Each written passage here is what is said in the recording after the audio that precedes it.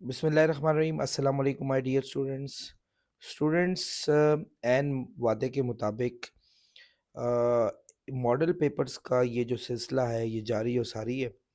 इंशाल्लाह तमाम चैप्टर्स के model paper according to federal board of intermediate and secondary education आपके सामने इंशाल्लाह आहिस्ता आहिस्ता पेश किए जा रहे हैं। चलते हैं हम ट्रांसलेटरी मोशन जो कि हमारा चैप्टर नंबर 3 था उसके मॉडल पेपर को डिस्कस करते हैं। स्टूडेंट्स, आप देखें बिल्कुल इसी तरीके से जैसे फर्स्ट पार्ट एमसीक्यूज का है, उसके बाद short question and then long question है। चलें जी, अब ज़रा ट्रांसलेटरी मोशन को ज़रा स्टार्ट करते हैं। चैप्टर नंबर 3, क्वेश्चन नंबर 1 है, choose the right option. A person sitting on a chair, his speed is 0 relative to Earth, 0 relative to Sun, 30 kilometre relative to Earth और 10 kilometre relative to Sun। Students, इसमें confuse होने की ज़रूरत नहीं। अगर एक बच्चा या एक लड़का या पर्सन कोई भी चेयर पर बैठा हुआ है, उसकी स्पीड जो है वो उस चेयर के हिसाब से ज़ीरो होगी। चूँकि चेयर ज़मीन पर है और चेयर की ज़मीन के हिसाब से रिलेटिव स्पीड ज़ीरो है, क्योंकि चेयर ज़मीन के साथ ही मौजूद है। ज़मीन जिस तरह घूम रही है या जिस तरह सर्कुलेट कर रही है, चेयर भी एन उसी पैटर्न में मौजूद है। तो हम ये कहेंगे कि रिलेटिव जो स्पीड है वो हमारे पास ज़ीरो होगी। तो first is the right option. Question number 2, in fact MCQ number 2 है, the property of matter to maintain its state of rest और uniform motion is called. Students, यहाँ इनर्शिया लगेगा, ये आपने 9th क्लास में भी पढ़ा था। किसी भी मैटर की वो प्रॉपर्टी जो उसको यूनिफॉर्म और रेस्ट मोशन में रहने पे मजबूर करे, उसको इनर्शिया कहते हैं। नंबर 3 पे चलते हैं, the dimension of displacement is. Student, displacement actually length को कहा जाता है। तो उसके अलावा मैस, टाइम वगैरह उसकी डिस्प्लेसमेंट में बिल्कुल भी नहीं आएंगे। तो फर्स्ट ऑप्शन में आप देखें यहाँ मैस दिया है, तो दूसरे में भी मैस है, तीसरे में भी, फोर्थ में मैस के ऊपर जीरो पावर लगी है और टी के ऊपर भी जीरो है। So it means they are not considered. Only length जो कि मिड में दिया है दैट इज कंसिडर्ड ओनली। तो लेंथ वैसे ही डिस्प्लेसमेंट की आपके पास डायमेंशन है। चलते हैं स्टूडेंट्स क्वेश्चन नंबर 4 की तरफ। A body covers displacement of 50 meter in 2 seconds and then next 50 meter in 1 second. Magnitude of its average velocity would be।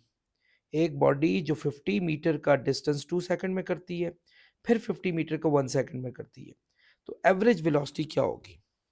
Dear students, ये देखें, इसको सॉल्व किया हुआ है कि देखें 50 मीटर किया फिर 50 मीटर किया, दोनों के टोटल डिस्प्लेसमेंट 100% 100 मीटर हो जाएगा। टाइम पहले 2 सेकंड लगा था, फिर टाइम 1 सेकंड लगा, तो टोटल टाइम स्टूडेंट्स 3 सेकंड हो गया। तो आप जानते हैं वेलोसिटी डिस्प्लेसमेंट ओवर टाइम के इक्वल होती है। 100 डिवाइड बाय 3 करें तो 33.3 मीटर पर सेकंड इसका आंसर आ जाएगा। डियर स्टूडेंट, चलते हैं हम फिफ्थ एमसीक्यू पर।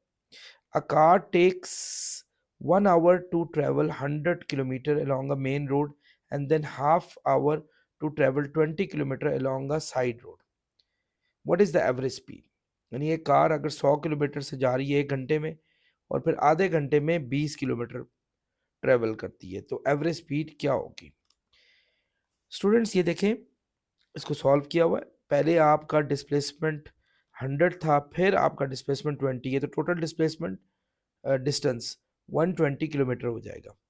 तो पहले जो इसका टाइम था 1 आवर था और फिर टाइम हाफ आवर है, तो टोटल टाइम आपका 3/2 आवर हो जाएगा। इसको ऐड करके देख लें, तो स्पीड आपके पास डिस्टेंस ओवर टाइम के इक्वल होती है। डिस्टेंस में 120 डालें, टाइम में 3/2 डालें, आप देखें 80 किलोमीटर्स पर आवर इसका आंसर आ जाएगा। चलते हैं स्टूडेंट्स एमसीक्यू नंबर 6 पर। A car is moving on a straight track such that the force is applied. एक कार सीधे सीधे ट्रैक पर जा रही है, फोर्स अप्लाई होती है, तो फोर्स की डायरेक्शन वेलोसिटी के हिसाब से क्या होगी अगर एक्सेलरेशन नेगेटिव हो? डियर स्टूडेंट्स, एक्सेलरेशन नेगेटिव हो तो इसका मतलब है ब्रेक लग रही है, यानी आपकी गाड़ी की स्पीड डाउन होती जा रही है, कम होती जा रही है वेलोसिटी। तो ऑब्वियसली फोर्स और वेलोसिटी की डायरेक्शन अपोजिट हो जाएगी, यानी एंगल जो है हमारे पास 180 डिग्री आएगा जब अपोजिट डायरेक्शन आपके पास मौजूद हो। Which of the following curve is the acceleration time graph for an object moving with constant velocity? एक कांस्टेंट वेलोसिटी से बॉडी जो जा रही है उसका एक्सेलरेशन टाइम ग्राफ कौन सा बन रहा है इसमें से? याद रखें स्टूडेंट्स, कांस्टेंट वेलोसिटी का मतलब है कि जितनी इनिशियल वेलोसिटी है उतनी फाइनल वेलोसिटी है, यानी आपका चेंज इन वेलोसिटी जीरो है। यानी अगर आपकी इनिशियल 20 मीटर पर सेकंड है तो फाइनल भी 20 है, तो माइनस कर दें तो जीरो आंसर आएगा।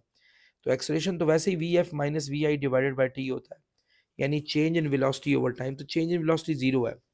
अब देखें, चेंज इन वेलोसिटी जीरो होने से एक्सेलरेशन जीरो हो गया। इसमें जाए, या एक्सेलरेशन कांस्टेंट दिया हुआ है, ये एक्सेलरेशन वाई ग्राफ में, ये एक्सेलरेशन कांस्टेंट बढ़ रहा है, यहाँ तो कांस्टेंट है ना, यहाँ कॉन्स्टेंटली इंक्रीज कर रहा है, और यहाँ आपका की बॉडी रिटार्डेशन में जा रही है, यानी एक्सेलरेशन डाउन होता जा रहा है। तो इन तीनों में से कोई भी नहीं लग रहा क्योंकि एक्सेलरेशन जीरो कहीं भी नहीं है, तो फिर not possible is the right option for this. Number 8 पे चलते हैं students. A cyclist riding at a speed of 5 metre per second brake with uniform deceleration and stop in 3 metre. The acceleration is, एक cyclist है 5 metre per second में जाता है, break लगाता है और 3 मिनट में रुक जाता है, यानी वी एफ जीरो हो गई। तो एक्सेलरेशन इसका क्या होगा? ये देखें स्टूडेंट्स, ये हमारे पास वी आई इसकी 5 मीटर है पर सेकंड, और टाइम डिस्टेंस जो दिया है 3 मीटर दिया है, और वी एफ जो दी हुई है जीरो है क्योंकि ब्रेक लगी है। तो स्टूडेंट्स सीधा सीधा 2as is equal to v f square minus we I square का फॉर्मूला लगेगा, और हमारा राइट ऑप्शन एक्सेलरेशन में -4.16 मीटर पर सेकंड स्क्वायर आएगा, जो कि हमें डी ऑप्शन बता रहा है। नंबर 9 पे चले। An object is thrown vertically upward with initial velocity of 100 metre per second. After how much time its velocity reduces to zero. एक ऑब्जेक्ट नीचे से ऊपर फेंका गया, उसकी initial velocity 100 metre per second है। याद रखें स्टूडेंट, जब भी कोई नीचे से फेंका जाए तो उस ऑब्जेक्ट ने एक पॉइंट पे जाके रुक जाना होता है। जिस पॉइंट पे रुकेगा वहां उसकी वेलोसिटी जीरो हो जाएगी, यानी वी एफ जीरो हो जाएगी। तो बताएं कितने टाइम में ऐसा जाके होगा? ये 4 ऑप्शंस हैं, 5 सेकंड, 10 सेकंड, 20 एंड 25। तो राइट ऑप्शन जो है वो 10 सेकंड है। क्यों? अब जरा गौर से देखें, वी आई इसकी 100 है, वी एफ इसकी जीरो है, चूंकि बॉडी नीचे से ऊपर फेंकी गई है तो एक्सेलरेशन माइनस जी होगा, जिसको ग्रेविटेशनल एक्सेलरेशन कहेंगे। फॉर्मूला लगाएं students, v f is equal to we i plus g t या ए टी। तो आप इसमें जब फॉर्मूले में ये वैल्यूज लगाएंगे तो आपका जो टाइम है वो हमारे पास आ जाएगा स्टूडेंट्स 10 सेकेंड। चलते हैं स्टूडेंट्स नंबर 10th एमसीक्यू पे। The ratio of the distance covered by an object allowed to fall freely in first second, second second and third second. एक बॉडी है जो फ्रीली नीचे गिर रही है, पहले सेकंड में, दूसरे सेकंड में और तीसरे सेकंड में जो वो टोटल डिस्टेंस कवर करती है उसकी क्या रेशो होगी? स्टूडेंट्स इतना मुश्किल नहीं है, इसको भी इसी मेथड से करेंगे। ये देखें, जब हमारे पास बॉडी ऊपर से फॉल करती है तो डिस्टेंस का फॉर्मूला हो जाता है v i t plus half a t square. आपका फर्स्ट सेकंड में यहाँ टाइम आप 1 लगा लें, ए की वैल्यू जी हो जाएगी क्योंकि बॉडी फ्रीली फॉलिंग नीचे फॉलिंग कर रही है। वी आई हमारे पास जीरो है क्योंकि बॉडी ऊपर से ड्रॉप हुई है फर्स्ट सेकंड में, तो ऑब्वियसली रेस्ट से गिरी होगी। यहाँ जीरो लगाएं, 1/2 ए की जगह पे 10 लगाएं और टी की जगह पे 1 लगाएं, तो 2 5 10। पहला आपके पास आंसर 5 आ रहा है।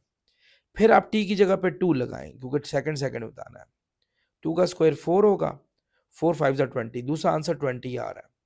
और फिर टी की जगह पे 3 लगाएं, 3 का स्क्वायर 9 है, 9 5 45। तो पहला आंसर 5, दूसरा आंसर 20 और तीसरा 45।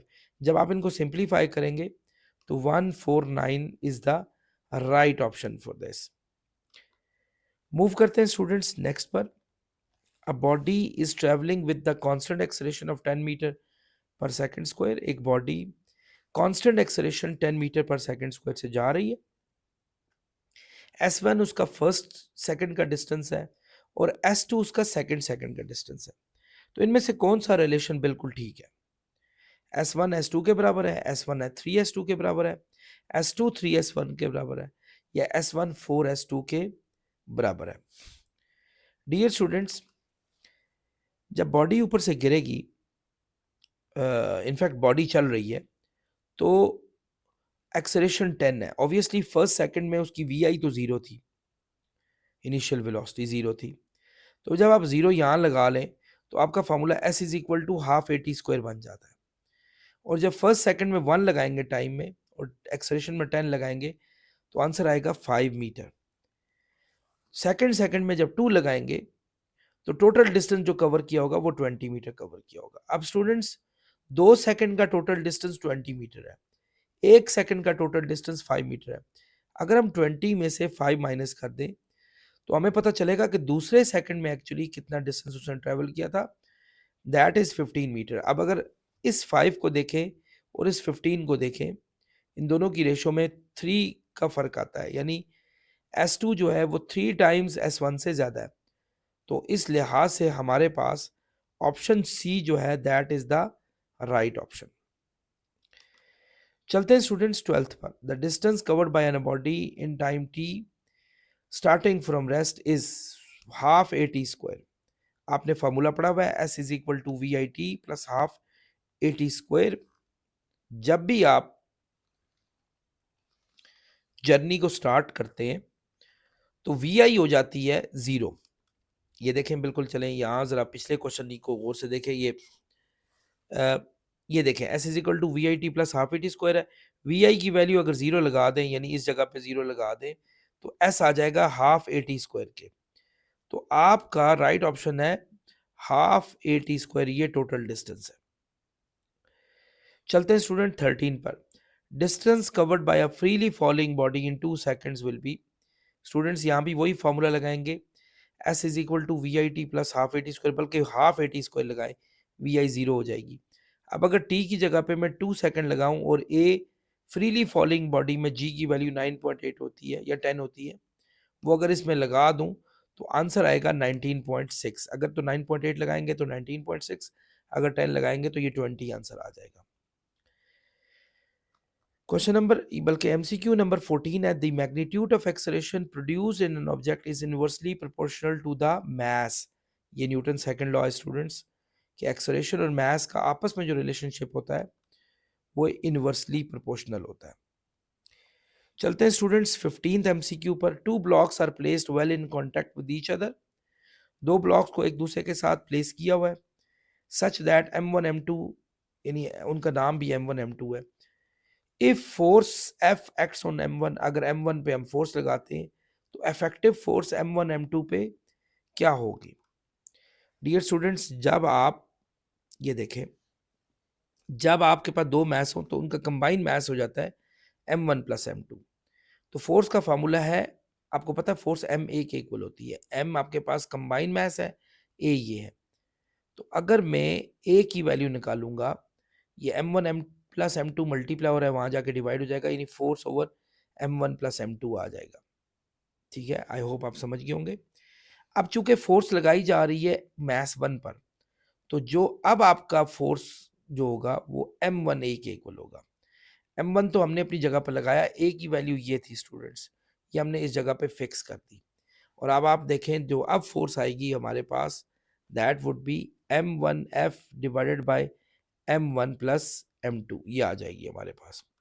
यानी आप समझ लें ये वाली ऑप्शन बिल्कुल राइट ऑप्शन है इसकी, ये डी ऑप्शन बिल्कुल राइट ऑप्शन है।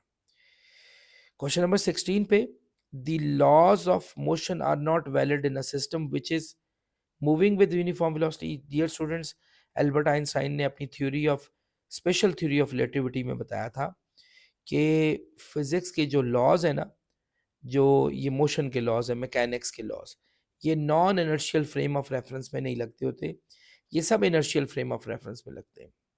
तो ये non inertial frame of reference में वैलिड नहीं है। नंबर 17 है students, relation between maximum height and maximum ranges. Maximum height और मैक्सिमम रेंज के बीच में क्या रिलेशनशिप होता है? डियर स्टूडेंट्स, आप लोगों ने ये पढ़ा था रेंज के चैप्टर में कि जो मैक्सिमम रेंज होती है वो 45 डिग्री पर होती है। मैक्सिमम रेंज 45, रेंज का formula V I square sine 2 theta divide by G, और height V I square sine square theta divide by 2 G है। अब मैक्सिमम रेंज की जब आप बात करेंगे तो 45 एंगल डालेंगे। अब अगर यहाँ 45 डाल दें और यहाँ भी 45 डाल दें, तो इनका जो आंसर आएगा, 45 डिग्री पे मैक्सिमम रेंज होती है, तो इनका आंसर आएगा ये वाला, यानी हाइट मैक्सिमम जो होगी वो रेंज ओवर 4 के इक्वल आ जाएगी। ये उस रिलेशन से आप सॉल्व कर सकते हैं। अब यहाँ 45 डालें तो ये इजीली आपका सॉल्व हो जाएगा। आई होप स्टूडेंट्स आपने एमसीक्यूज को समझ लिया होगा। अब चलते हैं स्टूडेंट्स हम अपने सेक्शन बी पर। डियर स्टूडेंट्स, सेक्शन बी है attempt all parts carry equal marks. इसी तरह 33 मार्क्स है, यानी 11 आपके ही हैं। बीच में और भी डला है मैंने, लेकिन मैंने सबके आंसर्स दिए हुए। आप देखें गौर से। फर्स्ट क्वेश्चन है, if a squash ball comes back to its starting point after bouncing several times, then what would be its average velocity? एक स्क्वाश बॉल है, अगर आप उसको, वो वापस अपने पॉइंट पे आ जाती है, यानी आपने उसको प्ले किया एंड इट हिट समथिंग, ये वॉल से टकराई और वापस उसी पॉइंट पे आ गई, तो इसकी एवरेज वेलोसिटी क्या होगी? स्टूडेंट, ये इसका सॉल्यूशन है। The average velocity zero होगी. This is because average velocity is defined as the displacement divided by the total time. यानी आपका डिस्प्लेसमेंट और टोटल टाइम को अगर डिवाइड किया जाए तो आपकी तब एवरेज वेलोसिटी फाइंड आउट हो सकती है। चूंकि बॉल अपने पुराने पॉइंट पे वापस आ गई तो डिस्प्लेसमेंट जीरो हो चुका है। डिस्प्लेसमेंट क्या होता है स्टूडेंट्स, कि आपका इनिशियल पॉइंट से फाइनल पॉइंट तक का टोटल डिस्टेंस कितना है। तो चूंकि स्क्वाश बॉल वापस आ चुकी है तो इनिशियल पॉइंट पे ही आ चुकी है, तो फिर डिस्प्लेसमेंट जीरो हो जाएगा। डिस्प्लेसमेंट जीरो होने से वेलोसिटी भी हमारी जीरो हो जाएगी। तो ये इसका सोल्यूशन था। ये आप इसको नोट भी कर सकते हैं, यहाँ मैंने लिख दिया। अब ये और के बाद था next question, motion with constant velocity is a special case of motion with constant acceleration, is this statement true? Discuss. यानी ये पूछा गया है कि कांस्टेंट वेलोसिटी से चलना एक स्पेशल केस है कांस्टेंट एक्सेलरेशन का। क्या ये बात सच है? तो डियर स्टूडेंट्स, ये बात बिल्कुल सच है। ये देखें, इसका आंसर लिखा हुआ है, the acceleration depends on change in velocity. चूंकि एक्सेलरेशन का ताल्लुक वेलोसिटी की चेंज से होता है, क्योंकि हमने ये पढ़ा था एक्सेलरेशन होता है v F minus we I divided by t. When body moves with constant velocity, जब बॉडी कांस्टेंट वेलोसिटी मूव करती है, इसकी चेंज इन वेलोसिटी जीरो होती है, तो एक्सेलरेशन भी हमारा जीरो हो जाएगा। Means velocity changes at a constant rate 0 metre per second. यानी इसका मतलब है आपकी वेलोसिटी थ्रू आउट जो चेंज हो रही है वो जीरो हो रही है, यानी एक्सेलरेशन थ्रू आउट जीरो जा रहा है। अगर एक्सेलरेशन थ्रू आउट जीरो जा रहा हो तो ऑब्वियसली कांस्टेंट एक्सेलरेशन का मतलब होता है एक ही जैसा acceleration. Hence acceleration will remain constant, आपका एक्सेलरेशन तो कांस्टेंट रहेगा क्योंकि वो जीरो ही रहेगा हर वक्त। तो ये एक स्पेशल केस है। आमतौर पे कांस्टेंट एक्सेलरेशन क्या होते हैं, 2 मीटर पर सेकंड, हर वक्त वही रहेगी। 3 metre per second square, metre per second square students वही रहे। 5 मीटर पर सेकंड स्क्वायर, लेकिन कभी जीरो को हमने नहीं खातर में लाया। तो ये फर्स्ट टाइम आपको बताया जा रहा है कि अगर कांस्टेंट एक्सेलरेशन कांस्टेंट वेलोसिटी हो तो एक्सेलरेशन हमारा जीरो होता है, और एक्सेलरेशन जीरो अगर हर वक्त सेम ही रहे तो उसको हम कांस्टेंट एक्सेलरेशन और कांस्टेंट वेलोसिटी दोनों कह सकते हैं। डियर स्टूडेंट्स, क्वेश्चन नंबर 2 है, is it possible to get a body accelerated even if it is moving with uniform speed? Justify. क्या ये मुमकिन है कि एक बॉडी में एक्सेलरेशन प्रोड्यूस किया जाए, बेशक वो यूनिफॉर्म स्पीड से ही मूव क्यों ना कर रही हो? Dear students, yes it is possible. ये पॉसिबल है कि direction of the motion changes. For example in circular motion, circular motion में आप देखें कि हर वक्त डायरेक्शन चेंज हो रही होती है लेकिन स्पीड कांस्टेंट रहती है। तो लेकिन उस पे एक्सेलरेशन लग रहा होता है और वो होता है सेंट्रीपेटल एक्सेलरेशन। यानी उसने पूछा था क्या बॉडी में एक्सेलरेशन रह सकता है और आपका कांस्टेंट एक्सेलरेशन रह सकता है अगर बॉडी यूनिफॉर्म स्पीड से जा रही हो लेकिन डायरेक्शन चेंज हो रही हो? तो यस, इसकी सबसे अच्छी एग्जांपल है हमारे पास वो बॉडी जो सर्कल में मूव कर रही होती है। इसका सेकंड पार्ट है student, briefly explain the circumstances in which velocity and acceleration of a car are parallel and anti parallel. ये एक्सप्लेन करें कि कि आपका जो वेलोसिटी और एक्सेलरेशन है कार की, वो पैरेलल कब होती है और एंटी पैरेलल कब होती है? Dear students, when the car is moving with increasing speed, जब कार की स्पीड बढ़ रही हो, तो डियर स्टूडेंट्स याद रखें, कार की स्पीड बढ़ने का मतलब है कि कार की डायरेक्शन तो खैर उसी साइड पर है, लेकिन एक्सेलरेशन भी बढ़ रहा होता है आपका। यानी आपका एक्सेलरेशन ऑब्वियसली वी एफ जब इंक्रीज हो रही होगी वी आई से, तो एक्सेलरेशन बढ़ रहा होगा, तो एक्सेलरेशन की डायरेक्शन भी उसी साइड पर होगी। लेकिन अगर कार की स्पीड कम हो रही हो, when the car is moving with decreasing velocity, तो फिर क्या होता है, जब कार की स्पीड कम हो रही हो, इनिशियल स्पीड ज़्यादा हो गई, फाइनल स्पीड कम हो गई, तो एक्सेलरेशन जो आएगा वो नेगेटिव आएगा। इसको फिर एंटी पैरेलल कहेंगे, क्योंकि एक्सेलरेशन की डायरेक्शन जो है वो फोर्स की डायरेक्शन की सिमत में होती है। यानी इसका मतलब है कि कार की अपोजिट साइड पे जो है एक्सेलरेशन की डायरेक्शन होगी, और जबकि वेलोसिटी की डायरेक्शन उसी साइड पर है जहां गाड़ी मूव कर रही है। चलते हैं स्टूडेंट्स नेक्स्ट क्वेश्चन पर। What is the meaning of straight horizontal line in velocity time graph? कि स्ट्रेट हॉरिजॉन्टल लाइन जो वेलोसिटी टाइम ग्राफ है उसका क्या मतलब है?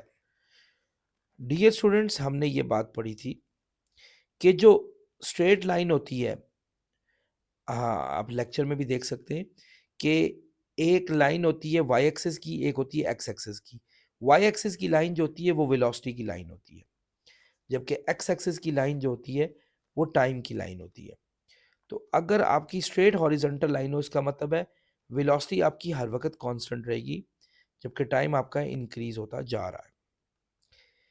Number 4, an object is thrown vertically upward, एक ऑब्जेक्ट को सीधा ऊपर फेंका गया। Discuss the sign of acceleration due to gravity relative to the velocity while the object is in air, एक ऑब्जेक्ट को सीधा ऊपर थ्रो किया गया, बताएं एक्सेलरेशन का क्या साइन होगा ग्रेविटी की वजह से वेलोसिटी के हिसाब से, जबकि ऑब्जेक्ट अभी भी हवा में मौजूद है। डियर स्टूडेंट्स देखें, the acceleration due to gravity is always negative. जब आप बॉडी नीचे से ऊपर की तरफ थ्रो करते हैं, तो चूंकि बॉडी तो ऊपर की तरफ जा रही है और आहिस्ता आहिस्ता वी एफ कम होती जा रही है, जबकि वी आई जो थी वो ज़्यादा थी as compare to v f, तो इसलिए डायरेक्शन जो है वो जी की जो है वो नीचे वाली तरफ हो जाएगी, यानी नेगेटिव हो जाएगी। तो जबकि वेलोसिटी तो पॉजिटिव है और लेकिन डिक्रीज भी हो रही है। सो याद रखिएगा, नीचे से ऊपर फेंकते हुए एक्सेलरेशन नेगेटिव होगा, जबकि वेलोसिटी हमारे पास जो हो जाएगी वो पॉजिटिव ही रहेगी। स्टूडेंट्स नेक्स्ट पे चलते हैं, फोर्थ का सेकंड पार्ट है। A ball is dropped gently from the top of the tower, another ball is throne horizontally at the same time, which ball hit the ground first? अगर एक ball को gently tower से नीचे फेंका जाए, यानी एक टावर है ऐसे और यहां से इसको नीचे फेंक दिया गया, और एक को हॉरिजॉन्टली यानी यूं फेंका जाए, यानी बिल्कुल हॉरिजॉन्टली फेंका जाए, तो कौन सी बॉल जो है वो जमीन पे पहले पहुंचेगी? तो आंसर है students, both hit the ground at the same time, the vertical motion of ball is identical. देखें दोनों हिट करेंगी एक ही वक्त में। उसकी रीजन ये है, आपने ये प्रोजेक्टाइल मोशन में पढ़ा था कि जब आप किसी भी ऑब्जेक्ट को प्रोजेक्टाइल फॉर्म में जो है वो फेंकने की कोशिश करते हैं, तो आपकी जो इनिशियल वेलोसिटी होती है इसमें वाई एक्सिस में वो ज़ीरो होती है, और इसी तरह यहाँ भी ऐसा ही होगा कि उसकी वो तो ज़ीरो होगी, तो वाई फिर वाई का जो फार्मूला है वो हाफ जी टी स्क्वायर बन जाएगा। तो यहाँ से आप जो है टाइम की वैल्यू निकाल सकते हैं, टू यहाँ मल्टीप्लाई हो रहा है, यहाँ डिवाइड हो रहा है, यहाँ जाके मल्टीप्लाई होगा, जी डिवाइड होगा, दोनों साइड पे स्क्वायर रूट लो, तो टाइम की value square root of 2y/g आएगा। तो ये सब के लिए बराबर होगा, क्योंकि टाइम जो है वो आपका किसी और चीज़ पे इंडिपेंडेंट है, सिर्फ हाइट पे और जी पे डिपेंडेंट है। क्योंकि हाइट तो दोनों के लिए सेम थी और जी की वैल्यू भी दोनों के लिए सेम है, तो इसका मतलब हुआ कि हमारे पास जो टाइम है वो एक ही जैसा होगा। चलते हैं स्टूडेंट्स अपने पांचवें क्वेश्चन की तरफ। When a stone and a leaf are dropped from a building simultaneously, जब एक स्टोन को और एक पत्ते को एक दूसरे के बाद फेंका जाए, why the stone reaches to the ground earlier, stone जमीन पे जल्दी क्यों आ जाती है जबकि लीफ देर से आता है। हालांकि हमें गलीलियो ने बताया था, इवन न्यूटन के लॉ से भी हमें पता चलता है कि दोनों एक ही वक्त पे जमीन पे पहुंचने चाहिए। तो इसकी रीजन थी student, the stone experience less air resistance, stone जब जमीन पे आता है उसको एयर रेजिस्टेंस कम फेस करनी पड़ती है क्योंकि उसका मास बहुत ज्यादा होता है और वो स्ट्रीमलाइन शक्ल में होता है, जबकि लीफ ऐसी नहीं होती। लीफ जो है ना उसको एयर रेजिस्टेंस भी बहुत मिलती है और उसकी शक्ल भी स्ट्रीमलाइन नहीं होती, उस पर हवा बहुत ज्यादा एक्ट करती है और उसको रोकने की कोशिश करती है। डियर स्टूडेंट्स, चलते हैं नेक्स्ट क्वेश्चन की तरफ। How law of conservation of momentum helps us in our practical life, law of conservation of momentum हमारी प्रैक्टिकल लाइफ में हमारे साथ क्या किरदार अदा करता है।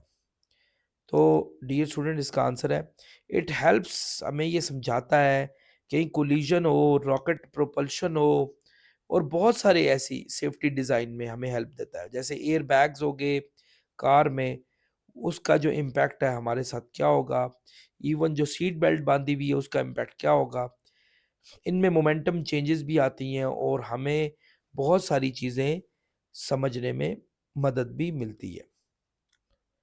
तो चलते हैं स्टूडेंट्स नेक्स्ट क्वेश्चन की तरफ। नेक्स्ट क्वेश्चन है, it is easier to run on the road than in sand, why, road पर जो है चलना आसान होता है जबकि सैंड पे चलना हमारे लिए मुश्किल होता है, इसकी क्या रीजन है। स्टूडेंट्स, इसकी रीजन ये है, on the road there is less deformation and energy loss, आप जब रोड पे कदम रखते हैं ना तो आपके कदम रखने से रोड को कुछ नहीं होता, वो डिफॉर्म नहीं होती और एनर्जी लूज लॉस नहीं होता क्योंकि आप जैसे ही रोड पर एक्शन करते हैं जवाब में आपको फौरन रिएक्शन मिल जाता है। जबकि sand absorbs more energy, sand आपकी बहुत बड़ी एनर्जी एब्जॉर्ब कर लेती है और आपको मुश्किल बनाती है कि वो आपको पुश ऑफ करे। When we run on the road, जब हम रोड पे भागते हैं, we push the road and gives a necessary reaction to us to run, हमें एक नेसेसरी रिएक्शन मिलता है। लेकिन सैंड पर ऐसा नहीं होता, क्योंकि हमें नेसेसरी रिएक्शन नहीं मिलता, हम बहुत बड़ी सारी एनर्जी सैंड में लूज भी कर जाते हैं, इसलिए सैंड पे जो भागना है वो मुश्किल होता है। तो ये हो गया स्टूडेंट्स हमारा क्वेश्चन नंबर 6 का first part.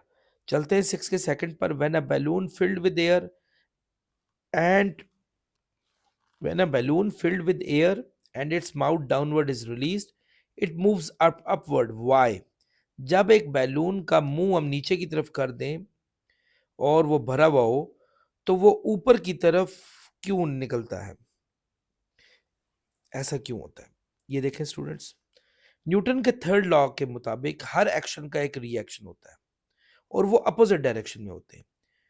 In the case of balloon, when it is released, the air inside it escape with higher velocity, जब आपकी हवा जो बैलून में मौजूद है वो माउथ से निकलती है, वो चूंकि माउथ का मुंह नीचे की तरफ होता है वहां से निकलती है, तो रिएक्शन के तौर पे आपका जो बैलून है वो अपवर्ड डायरेक्शन में ऊपर की तरफ चला जाता है। चलते हैं स्टूडेंट्स अपने नेक्स्ट क्वेश्चन की तरफ। Why the driver and the passenger wear safety belt during their journey, driver जो है वो सेफ्टी बेल्ट क्यों पहनते हैं, सातवां क्वेश्चन है हमारे पास जर्नी के वक्त। Safety belt prevents passenger from continuing their motion, dear students, अगर कोई हादसा हो जाए, कोई ब्रेक लग जाए तो आपकी जो कार है वो तो रुक जाती है, लेकिन आप जो है वो न्यूटन के फर्स्ट लॉ के मुताबिक मोशन में होते हैं, तो आपकी बॉडी को रोकने के लिए एक बेल्ट लगाई जाती है। वो बेल्ट क्या करती है, आपको भी नेसेसरी फोर्स लगाकर आपको आगे नहीं जाने देती और इनर्शिया की वजह से आपको कोई इंजरी का रिस्क जो है वो फिर वो कम हो जाता है। चलते हैं स्टूडेंट्स नेक्स्ट क्वेश्चन की तरफ। Find the change in momentum of an object for a given time and state law of motion in term of momentum. ये स्टूडेंट आप लोगों का वैसे भी आप लोगों ने ये समझा होगा।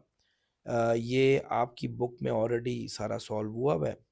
एक्सेलरेशन आपको पता है v F minus we i divide by t के इक्वल होता है, तो एक्सेलरेशन एफ ओवर एम के भी इक्वल होता है। अगर हम इन दोनों को कंपेयर कर लें तो F over m V F minus we i over t के इक्वल होगा।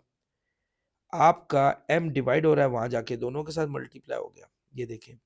और ये हमारा फाइनल मोमेंटम है, ये हमारा इनिशियल मोमेंटम है। t डिवाइड हो रहा है, इसको वहां ले जाओ, f multiply t is equal to M V F minus M V I हो जाएगा। इसको चेंज इन मोमेंटम भी कह सकते हैं। चेंज इन मोमेंटम हमारा एक्चुअली इम्पल्स के इक्वल होता है। इम्पल्स फोर्स और टाइम का प्रोडक्ट को कहा जाता है। और अगर हम टाइम को वहां ले जाएं तो फोर्स होती है the rate of change in momentum, ये हमारे पास आ जाएगा। तो ये हमारे पास का पूरा सोल्यूशन है। चलते हैं अपने स्टूडेंट्स नेक्स्ट क्वेश्चन की तरफ। Show that the relation for the range of projectile is same for both angles of projection of 60 degree and 30 degree. ये बताएं कि अगर एक प्रोजेक्टाइल को 60 डिग्री और 30 डिग्री दोनों से फायर किया जाए तो दोनों की रेंज जो है वो एक ही जैसी होती है। ऐसा क्यों होता है? याद रखें स्टूडेंट्स, रेंज का फॉर्मूला था V I square sine 2 theta divide by G. अगर मैं 30 की वैल्यू उस पर लगाऊंगा तो रेंज हमारे पास एक ही जैसी आएगी, क्योंकि ये आएगा वी आई स्क्वायर साइन 30 को जब 2 से मल्टीप्लाई करूंगा 60 हो जाएगा। साइन 60 0.866 के इक्वल आता है। तो ये रेंज आ गई। जबकि हम 60 डिग्री लगाएं अगर इस थीटा में 62 ज़ा 120, तो वो भी हमारे पास यही आंसर आएगा, रेंज यही आएगी। तो याद रखें रेंज बिल्कुल सेम आती है, लेकिन एक बात का खास ख्याल रखें, हर दो चीज़ों की रेंज सेम होती है अगर दोनों का सम 90 हो। जैसे फर्ज करें अगर एक स्टोन हम थ्रो करते हैं 20 डिग्री पर और एक 70 डिग्री पर, दोनों का सम क्या हो जाएगा 90, दोनों की रेंज भी सेम होगी। एक स्टोन थ्रो करते हैं आप 40 डिग्री पर, एक 50 डिग्री पर, चूंकि दोनों का सम 90 है तो दोनों की रेंज हमारे पास सेम हो जाएगी। तो आई होप आप लोग समझ गए होंगे। नेक्स्ट है students, what is the relation for maximum range of projectile. Maximum range क्या होती है प्रोजेक्टाइल, उसका रिलेशनशिप आप बताएं। ये आप लोगों ने वैसे भी पढ़ा हुआ है स्टूडेंट्स कि जो प्रोजेक्टाइल जो है मैक्सिमम रेंज उसको 45 डिग्री पे मिलती है। तो range is equal to we I square sine 2 theta divide by G, यानी वी आई स्क्वायर साइन 2 मल्टीप्लाई 45 करें तो आपको साइन 90 मिलेगा। डियर स्टूडेंट साइन 90 1 के इक्वल होता है और साइन में ये सबसे बड़ी वैल्यू है, तो आपको 45 डिग्री पे ही मैक्सिमम रेंज मिलेगी। वाई? बिकॉज इससे आपका आंसर 1 आ रहा है। अगर आप कोई और लगाते हैं जैसे 30 लगा लें, 32 ज़र 60, साइन 60 होता है 0.866 जो कि 1 से छोटा होता है, तो आपके पास 1 आंसर सबसे बड़ा है। तो साइन 90 पर ही रेंज मैक्सिमम मिलेगी, यानी इसका मतलब है एंगल आपका 45 डिग्री होना चाहिए। नेक्स्ट क्वेश्चन पे चलते हैं हम स्टूडेंट्स।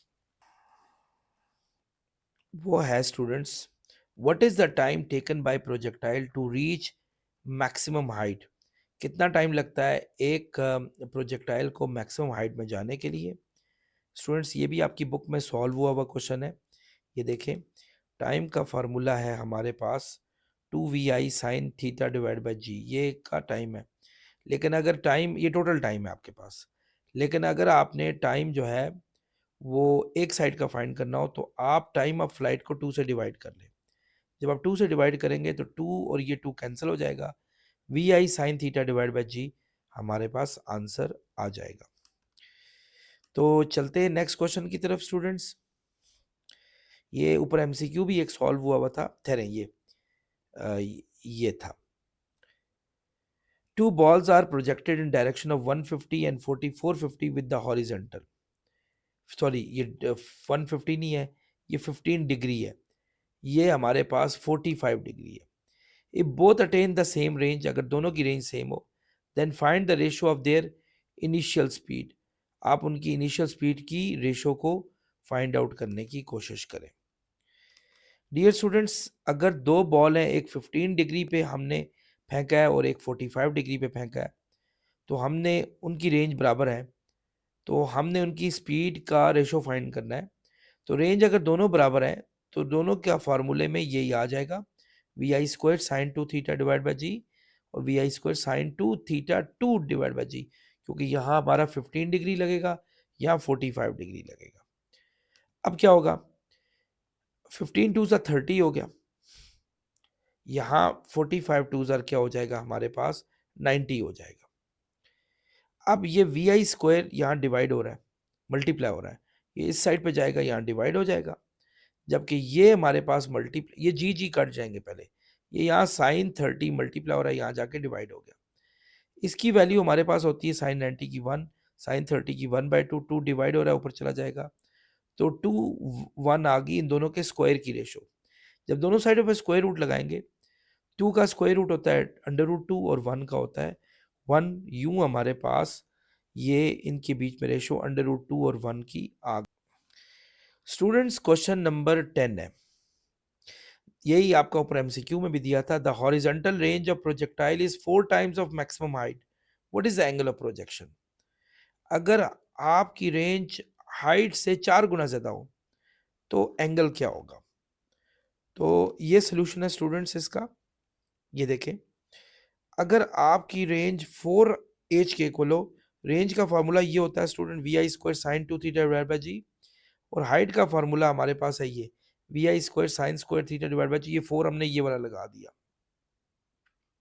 अब ये देखें स्टूडेंट्स, ये 2 इस 4 से कैंसिल होगा, 2 आ जाएगा, और बाकी आप इसको सॉल्व करें, साइन स्क्वायर यहाँ मल्टीप्लाई हो रहा है, इनफैक्ट साइन टू थीटा यहाँ मल्टीप्लाई हो रहा है, वहाँ जाके डिवाइड हो जाएगा, 2 मल्टीप्लाई हो रहा है वहाँ जाके डिवाइड होगा, तो इन दोनों का रेशो ये आ जाएगा। साइन टू थीटा आप सबको पता है students, 2 sine theta cos theta के इक्वल होता है, साइन थीटा उसके स्क्वायर से कटा, तो sine theta over 2 cos theta आ गया, तो ये इनकी sine over cos tan theta के इक्वल होता है, टेन को वो वहाँ ले जाएं तो टेन इनवर्स होगा, 45 डिग्री हमारे पास आ जाएगा। तो इसका राइट ऑप्शन आंसर 45 डिग्री है। ये वैसे गलती से लिखा गया, इसको आप निकाल दें, ये ऊपर वाली चीज़ ही नीचे कॉपी हो गई थी। स्टूडेंट्स नेक्स्ट क्वेश्चन है हमारे पास, at why in fact at what angle of projection are horizontal range and maximum height are equal, किस एंगल पर हाइट और रेंज दोनों इक्वल हो जाते हैं। यानी अगर हम एक प्रोजेक्टाइल को थ्रो करते हैं तो जितनी रेंज मिलती है उतनी हाइट भी मिलती है, वो कब होता है। स्टूडेंट्स ये नीचे इसका सोल्यूशन है, रेंज और हाइट इक्वल करें, रेंज का फार्मूला डालें ये और हाइट का फार्मूला डालें ये, जी यहाँ मल्टीप्लाई डिवाइड हो रहा है, यहाँ जाके इससे कैंसिल होगा, बाकियों को इधर उधर लेके जाएं, sign two theta 2 sine theta cos theta के इक्वल होता है, बल्कि वी आई स्क्वायर भी कैंसिल हो गया, तो साइन यहाँ मल्टीप्लाई हो रहा है, यहाँ जाके डिवाइड होगा, एक दफा साइन इससे कट जाएगा। अब आप कॉस को वहां जाके डिवाइड करें, 2 वहां चला जाएगा, साइन ओवर कॉस 4 के इक्वल हुआ, साइन ओवर कॉस 10 के इक्वल होता है, 10 वहां जाके 10 इनवर्स होगा। तो स्टूडेंट्स ये एंगल आ रहा है हमारे पास 76 डिग्री, 76 डिग्री पर आपकी रेंज और आपकी हाइट दोनों बराबर हो जाती है। तो नेक्स्ट हमारे पास है जी, why we can't hit a sixer in a cricket match rather than if we toss a ball for ourselves। हम लॉन्ग सिक्सर लगा लेते हैं उस चीज की निस्बतन जब हम खुद अपनी बॉल को टॉस करके उसको हिट करते हैं।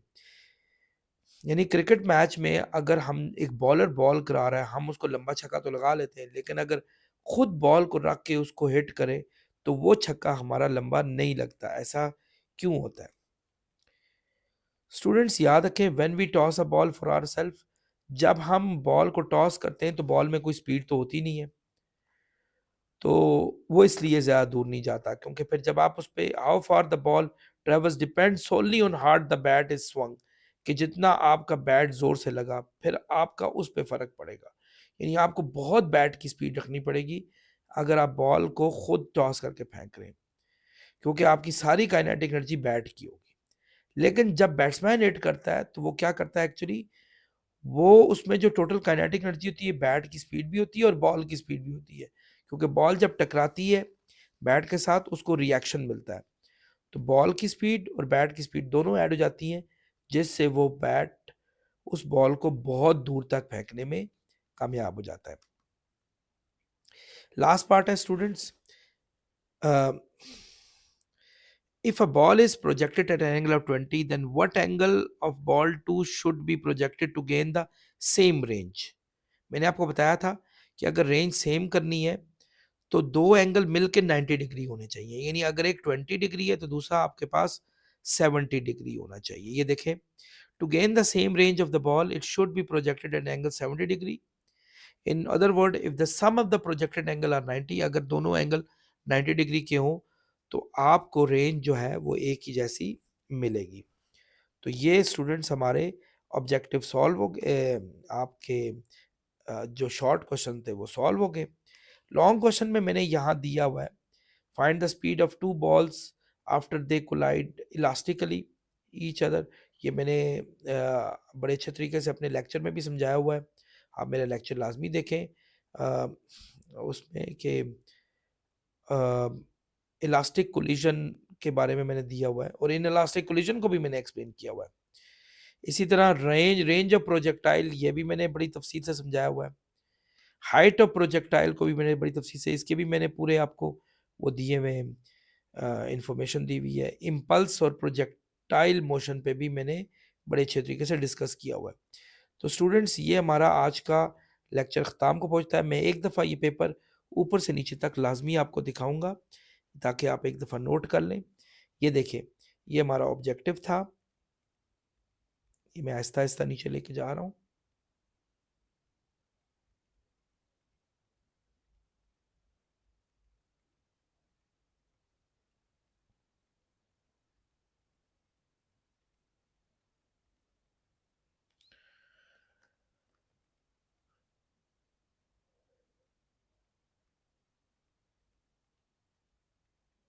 ये देखें स्टूडेंट्स, ये अभी आपका सेक्शन सी आ गया और इसी तरह मैं इसका सोल्यूशन भी यहाँ डाल रहा हूँ।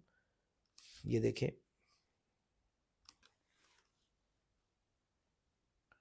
ये इसका सोल्यूशन है।